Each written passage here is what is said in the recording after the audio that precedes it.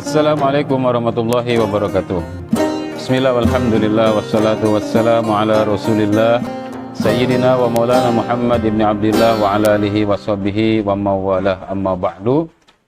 Qala ta'ala fi kitabihil karim, innamas sadaqatu lil fuqara'i wal masakin wal 'amilina 'alaiha wal mu'allafah qulubuhum wa fir riqabi wal gharimin wa fi sabilillahi wa ibnis sabil faridatan minallah wallahu alimun hakim. Ikhwan fillah rahimakumullah, kembali kita akan membahas tentang zakat.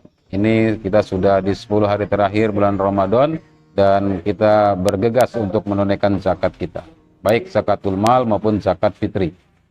Insya Allah tentang masalah zakat ini segenap kaum muslimin sudah mafhum, walaupun memang ada beberapa persoalan yang patut kita detailisasi, patut kita bahas lebih tajam lagi.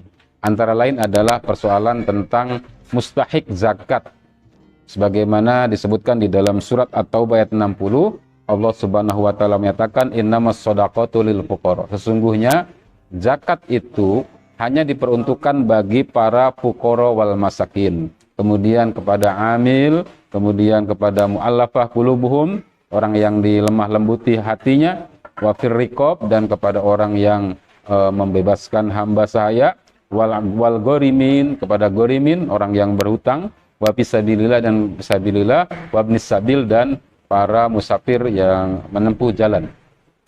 Ada beberapa minimalnya ada dua item yang perlu kita jelas memahaminya tentang perkara mustahik zakat ini. Yakni yang pertama adalah terkait dengan amilin atau amil zakat, dan yang kedua terkait dengan pos distribusi zakat ke fisabilillah atau fisabilillah.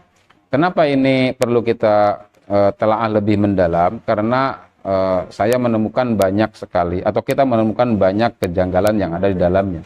Yang pertama bahwa amilin adalah orang-orang yang ditugaskan oleh al-imam untuk mengurusi zakat, menarik dan mendistribusikan zakat sebagai perwakilan dari imam.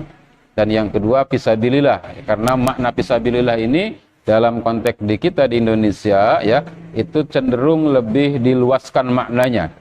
Jadi kalau para ulama fikih mengatakan bahwa fisabilillah itu tidak lain adalah para guzat, para tentara-tentara yang berperang di jalan Allah yang tidak mendapatkan gaji dari negara, maka merekalah yang disebut dengan fisabilillah yang berhak mendapatkan harta zakat, walaupun mereka kaya gitu.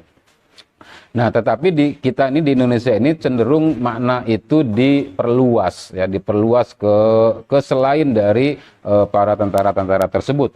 Misalnya kita mendapati di sebuah tempat wilayah daerah tertentu ada yang memahami bahwa fisabilillah ini bisa terkategori kepada para ustadz, para kiai, para pengajar ikro, para merbot masjid, pengurus musola dan sebagainya.